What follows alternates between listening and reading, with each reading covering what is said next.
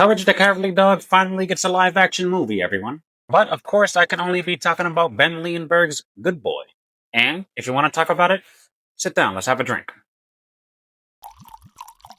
Alright, I've never had a dog of my own, but now I want a retriever more than I want my soul back. Overall, Good Boy equals good movie. Not exactly what I was expecting, but also more than what I was expecting. But, as always, I've got pros and I've got cons. Let's start off with the pros, shall we? Alright, as advertised, this was a horror film from the perspective of a dog. Here we see our dog constantly haunted by a deathly entity while his owner goes through seemingly fatal sickly changes. Now, the first thing I want to talk about is the theme and or point of this movie, because you really can't talk about the rest of this movie until you understand what that was. Now, this isn't really a spoiler, again, because it's the entire theme of the movie, and I think that people would enjoy the movie more if they understood this early on. We soon realize that the entity haunting our lead pup here is actually a representation of death. As we see the hauntings grow darker and more violent, we also see the dog's owner grow increasingly more sick. And again, you enjoy the movie a lot more the earlier you catch on to this point. But no matter how many times our dog barks or stares at empty corners, it seems like he can never break through his owner's ignorance. That's exactly why I stopped haunting houses. Snitching ass dogs. Truthfully, I thought this was just a genius way of storytelling because it kind of told two stories at once. On top of that, mixing horror elements such as build-up or pop-ups and keeping that in line with the meaning of the movie, absolutely fantastic. So let's talk about the horror film's horror. It was excellent. Pop-up moments, scary entities, music, it had almost everything a horror movie could want. The creepy atmosphere rolled through the entire movie. Sure, there was a couple of sad moments thrown in, but overall just as creepy as your high school gym teacher. Good Boy did everything that a horror movie needs to do, while also putting us in the dog's shoes.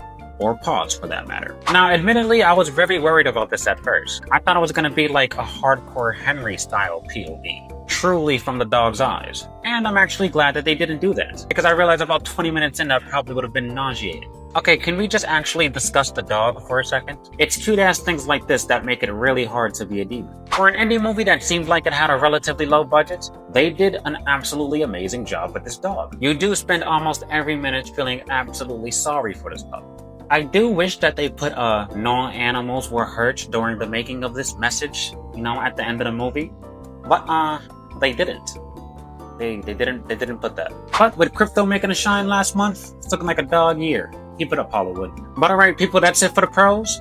Now let's get to the cons. And what's a better way to start the cons off than from the beginning? The first 20, maybe 25 minutes of this movie was absolutely dreadful. A devil damn snooze fest. There was just too much ambiguity going on. It was really annoying. I mean, it's a horror story about a dog. You didn't have to open us up with any lore. There's really just not a lot happening in the beginning of this movie. Maybe a few shock factors here and there, but overall, nothing notable. So, if you do go see this movie, don't eat your popcorn too fast. Alright, we talked about the dog a lot. Let's talk about the owner for a second. The owner in this movie was an absolute self-loathing piece of shit. Just constantly roaming around with his douchey ignorance. Now, I get the impression that the movie's goal was for us to learn something from that character's ignorance, but fuck you. Because I learned nothing. Except that people should really leave their TVs on when they leave their dog home alone. Every single element of this movie would have worked and resulted the exact same way without the owner being an asshole. So, I truly don't understand the emphasis on that point. And I think the movie could have gone without it. Alright, unfortunately, just like the beginning, the ending was no better. The last 10 to 15 minutes of this movie also dragged.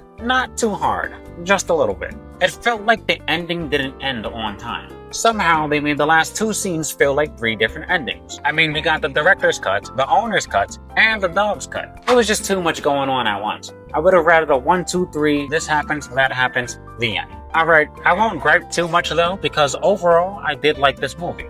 Again, I expected some other things, but the unexpected was pretty good. Where I come from, everybody played with snakes, but this movie has officially turned me into a dog person. I would definitely recommend anybody to go see it, but again, keep the theme in mind when you watch, on how the haunting of the dog connects with what the owner's going through. But I had to give this movie a 7 out of 10. I don't think it deserved any less, I don't think it deserved any more. Just a solid 7. Not too many films like this one, but if I had to recommend another animal-involved horror movie, well, I'd recommend the movie The Birds. Now, I don't say this too often, but I do want to say if you like the video, then give it a like. And if you want to see more, then please subscribe. I will be here for quite a long while. I am immortal. But I want to know what you thought about Good Boy. Talk to me in the comments.